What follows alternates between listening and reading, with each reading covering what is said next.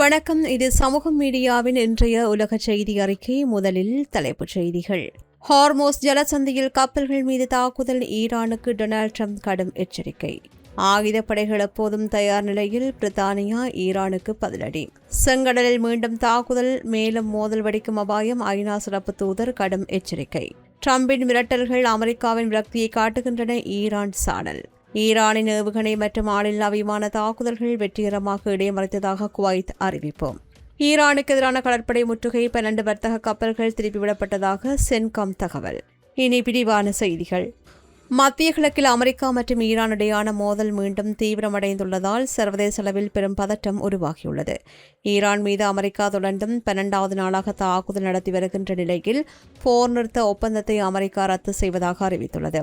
ஹார்மோஸ் ஜலசந்தியில் சர்வதேச கப்பல்கள் மீது ஈரான் அல்லது அதன் ஆதரவு பெற்ற அமைப்புகள் தாக்குதல் நடத்தினால் அதற்கு பதிலடியாக ஈரானின் பாலங்கள் மற்றும் அனல் மின் நிலையங்கள் மீது கடுமையான தாக்குதல் நடத்தப்படும் என்று அமெரிக்க அதிபர் டொனால்ட் ட்ரம்ப் தன்னுடைய ட்ரூத் சோஷியல் பக்கத்தில் தெரிவித்துள்ளார்.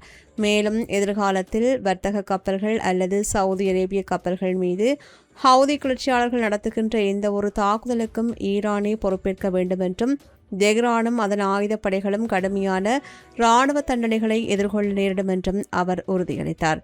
கடந்த 3 மாதங்களில் ஹார்மோஸ் ஜலசந்தியில் 30க்கும் மேற்பட்ட எண்ணெய் கப்பல்கள் மீது ஈரான் தாக்குதல் நடத்தியுள்ளதாக அமெரிக்கா குற்றம் சாட்டியுள்ளது.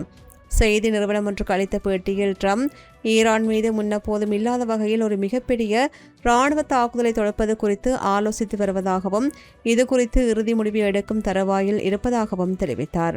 ஈரான் அமைதி பேச்சுவார்த்தைக்கு வர விரும்பினாலும் அவர்கள் இன்னும் போதுமான வலியை அனுபவிக்கவில்லை என்றும் அவர்களின் சமீபத்திய அணுகுமுறை பேச்சுவார்த்தைக்கு சாதகமாக இல்லை என்றும் அவர் குறிப்பிட்டுள்ளார். இப்போதைக்கு அந்த பகுதியை விட்டு வெளியேறுகின்ற திட்டம் அமெரிக்காவிடம் இல்லை என்றும் அவர் தெளிவுபடுத்தினார். ஈரானுக்கு எதிரான ராணுவ நடவடிக்கைகளுக்கு நாடாளுமன்றம் ஒப்புதல் பெற வேண்டும் என்று அதிபர் ட்ரம்ப் உத்தரவிடும் போர் அதிகாரங்கள் தீர்மானம் அமெரிக்க பிரதிநிதிகள் சபையில் 214க்கு 208 என்ற கணக்கில் நிறைவேறியது. இருப்பினும் இந்த மசோதாவை அமெரிக்க செனட் சபை 49-47 என்ற வாக்கு வித்தியாசத்தில் நிராகரித்து தடுத்துள்ளது. இதனால் ட்ரம்பின் ராணுவ நடவடிக்கைகளுக்கு சட்ட ரீதியான முட்டுக்கட்டைகள் தற்காலிகமாக விலகியுள்ளன. உலகளாவிய எண்ணெய் வர்த்தகத்தில் சுமார் 20% ஹார்மோஸ் ஜலசந்தி வழியே தான் இடம்பெறுகின்றது. இந்த முக்கிய கடல் பாதையில் ஏதேனும் இடையூறுகள் ஏற்பட்டால் அது சர்வதேச சந்தையில் உடனடி கொந்தளிப்பை ஏற்படுத்தும் என்பதும் குறிப்பிடத்தக்கது.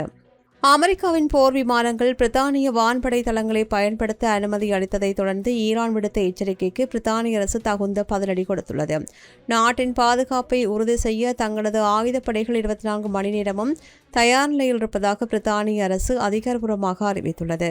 ஹார்மோஸ் நீரிணையில் சர்வதேச கப்பல்களுக்கு எதிரான ஏவுகணை தாக்குதல்களை தடுக்கும் பாதுகாப்பு நடவடிக்கைகளுக்காக அமெரிக்காவின் B-52 மற்றும் B-1 குண்டுவீச்சு விமானங்கள் பிரித்தானியாவின் RAF ஃபோர்ட் உள்ளிட்ட தளங்களை பயன்படுத்த பிரித்தானிய அரசு அனுமதி வழங்கியது.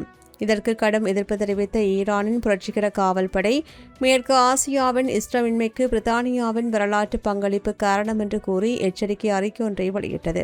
மேலும் குவைத்தில் உள்ள அமெரிக்க மின்னணு போர் பிரிவு மீது தாம் நடத்திய தாக்குதலில் அமெரிக்க படைகளுக்கு பெரும் சேதம் ஏற்பட்டுள்ளதாக ஈரான் தரப்பில் தெரிவிக்கப்பட்டது.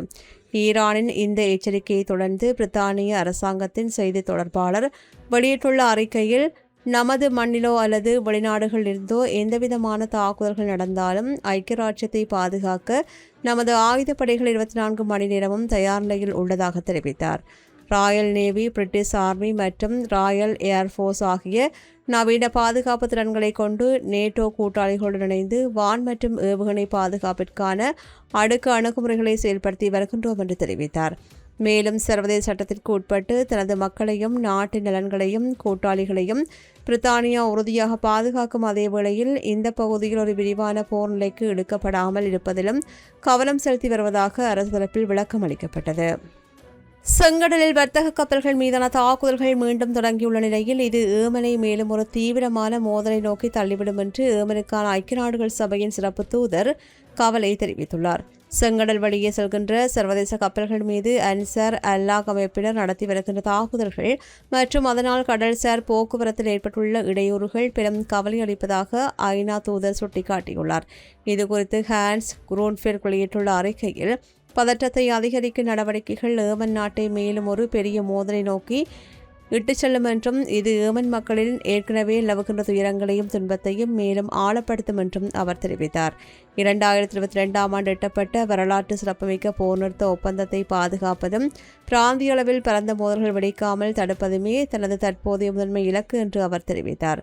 தற்போதைய சூழலிலும் பேச்சுவார்த்தை மூலம் அமைதியான முறையில் அரசியல் தீர்வு காண்பது சாத்தியம் என்று குறிப்பிட்டுள்ள அவர், அத்தகைய தீர்வு மட்டுமே பிராந்தியத்தில் நீண்டகால விஸ்ரத்தன்மை ஏற்படுத்த வழிவகுக்கும் என்றும் தெரிவித்தார். இதேவேளை 2 சவுதி அரேபிய எண்ணெய் கப்பல்கள் மீது ஹவுதி அமைப்பினர் நடத்திய தாக்குதலில் ஒரு கப்பல் தீப்பிடித்து எரிந்ததை சவுதி செய்தி நிறுவனம் உறுதி செய்த நிலையில் இந்த அவசர அறிக்கையை IMO வெளியிட்டுள்ளது. இந்த தாக்குதல் குறித்து IMO தலைவர் அர்ஷனியா டொமிங்ஸ் தெரிவிக்கையில், மோதல் நிலையற்ற சூழ்நிலைகளில் அப்பாவி மாலுமிகள் ஒருபோதும் ஆபத்திற்குள்ளாக்கப்படவோ அல்லது குறிவைக்கப்படவோ கூடாது. இந்த தாக்குதல்கள் மாலுமிகளின் உயிருக்கு ஆபத்தை விளைவிப்பதோடு உலகளாவிய விநியோக சங்கிலியில் பெரும் அச்சுறுத்தலாக உருவெடுத்துள்ளது. செங்கடல் மற்றும் ஏடன் வளைகுடா பகுதிகளில் ஹவுதி அமைப்பினரால் சிறைப்பிடிக்கப்பட்டுள்ள மாலுமிகளை உடனடியாக விடுவிக்க வேண்டும் என்று தனது கோரிக்கையை டொமிங்ஸ் மீண்டும் வலியுறுத்தினார். தாக்குதல்கள் காரணமாக செங்கடல் மற்றும் ஹோர்மூஸ் ஜலசந்தி கடல் பகுதிகளில் பெரும் சுற்றுச்சூழல் மாசுபாடு ஏற்படக்கூடிய அபாயம் குறித்தும் தனது ஆழ்ந்த கவலைகளை அவர் வெளிப்படுத்தினார். தற்போதைய சூழல் இராணுவ பதற்றத்தை குறைத்து அமைதியை ஏற்படுத்துவதே முக்கியமான விடயமாக காணப்படுவதாகவும் அவர் சுட்டிக்காட்டினார். ஈரானிய குடிமக்கள் மற்றும் நாட்டின் உள்கட்டமைப்புகள் மீது தாக்குதல் நடத்தப் போவதாக அமெரிக்க அதிபர் ட்ரம்ப் விடுத்து வருகின்ற எச்சரிக்கைகள் அவரது கையறு நிலையையும் விரக்தியையும் காட்டுவதாக ஈரானின் உயர்மட்ட தலைவர்களும் மூத்த அதிகாரிகளும் கடுமையாக சாடியுள்ளார்கள். ஈரான் தொடர்ந்தும் இராணுவ தாக்குதல்களை எதிர்கொண்டு வருகின்ற நிலையில் வளைகுடா நாடுகளில் உள்ள அமெரிக்க இலக்குகள் மீது பதிலடி கொடுத்து வருகின்றது. இந்த சூழலில் இரு நாடுகளுக்கும் இடையிலான வார்த்தை போரானது மேலும் தீவிரமடைந்துள்ளது. ஈரானின் உச்சத்தலைவரின் ஆலோசகரான மொக்ஷன் ரோயாசி எக்ஸலத்தில் இதுபற்றி கூறுகையில், மாயையில் மூழ்கியிருக்கின்ற அமெரிக்க அதிபர் தனது கொடிய தவறுகளால் பைத்தியக்காரனின் ஆட்டத்திலிருந்து தற்போது கையறு நிலையின் ஆட்டத்திற்கு தள்ளப்பட்டுள்ளார். சலாம் ஷேவில் யாத்ரீர்கள் மீது நடத்தப்பட்ட தாக்குதலும் ஈரானின் உள்கட்டமைப்புகள் மீதான தாக்குதல்களும் அச்சுறுத்தல்களும் அமெரிக்காவின் தோல்வியையும் விரக்தியையுமே வெளிப்படுத்துகின்றன. ஈரானின் உள்கட்டமைப்புகள் மீது கை வைத்தால் எங்கள் பதில் மிகவும் தீவிரமாகவும் கடுமையாகவும் இருக்கும். ஹார்மோஸ் ஜலசந்தியில் ஈரான் எந்தவொரு கப்பலை தாக்கினாலும் அதற்கு பதிலாக ஈரானிய பாலங்கள் அல்லது மின் உற்பத்தி நிலையங்கள் மீது குண்டு வீசப்படும் என்று அதிபர் ட்ரம்ப் எச்சரித்திருந்தார். மேலும் ஈரான் மீது முன்னெப்போதும் இல்லாத வகையில் மிகப்பெரிய தாக்குதல் நடத்தப்படும் என்றும் அவர் மிரட்டல் விடுத்தார். சர்வதேச சட்டங்களின்படி போர்க்காலத்தில் பொதுமக்கள் பயன்படுத்துகின்ற உள்கட்டமைப்புகள் மீது தாக்குதல் நடத்துவது சட்டவிரோதமானது மற்றும் அது ஒரு போர்க்குற்றமாக கருதப்படுகின்றது. இராணுவ நடவடிக்கைகளுக்கு நேரடியாக பங்களித்து திட்டவட்டமான இராணுவ அனுகூலத்தை அளிக்கின்ற மிகவும் விதிவிலக்கான சூழ்நிலைகள் மட்டும் இத்தகைய உள்கட்டமைப்புகள் மீது தாக்குதல் நடத்த அனுமதி உண்டு என்பதும் குறிப்பிடத்தக்கது. அமெரிக்க நிர்வாகம் கள யதார்த்தத்தை புறக்கணித்துவிட்டு வரவிருக்கும் 2028 அதிபர் தேர்தலில் மட்டும் கண்ணும் கருத்தாக இருப்பதாக ஈரானிய வெளியுறவு அமைச்சர் மேலும் குற்றம் சாட்டினார். அமெரிக்க நிர்வாகத்தில் உள்ள சிலர் யதார்த்தங்களை உணர மறுத்து தலையை புதைத்துக் கொள்கின்றார்கள். அவர்கள் பரிந்துரைக்கின்ற இந்த அர்த்தமற்ற ஆக்கிரமிப்பு நடவடிக்கை அதிபர் ட்ரம்ப் எட்டணிக்கின்ற ஒப்பந்தத்தை அவரை பெரும் விலை கொடுக்க வைக்கும் என்றும் எச்சரித்தார். ஈரானில் ஏவப்பட்ட விரோதமான ஏவுகணைகள் மற்றும் ஆளில்லா விமானங்களை நாட்டின் வான் பாதுகாப்பு படைகள் வெற்றிகரமாக எதிர்கொண்டு இடைமறித்து வருவதாக குவைத் ராணுவம் நேற்று அறிவித்துள்ளது. நாடு முழுவதும் கேட்கின்ற வெடிப்புச் சத்தங்கள் அனைத்தும் எதிரிகளின் தாக்குதல்கள் வான் பாதுகாப்பு அமைப்புகள் வான்வெளியிலேயே அழிப்பதால் ஏற்படுபவை என்று ராணுவத்தின் தலைமை தளபதி வெளியிட்டுள்ள அதிகாரப்பூர்வ அறிக்கையில் தெளிவுபடுத்தியுள்ளார்.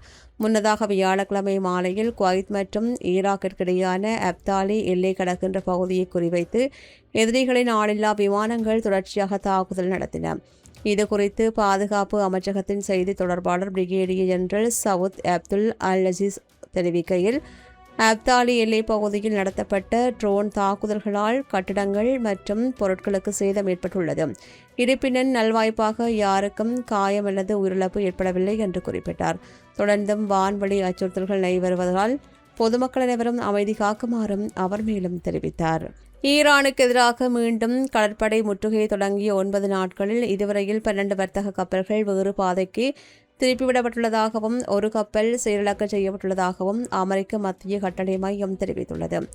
அமெரிக்க இராணுவம் வெளியிட்டுள்ள அறிக்கையின் முக்கிய அம்சங்களாக ஈரானிய துறைமுகங்கள் மற்றும் கடலோர பகுதிகளுக்குள் எந்தவொரு கப்பலுடன் நுழைவதையோ அல்லது அங்கிருந்து வெளியேறுவதையோ முற்றிலுமாக தடுப்பதற்காக இந்த நடவடிக்கைகள் தீவிரமாக எடுக்கப்பட்டு வருகின்றன.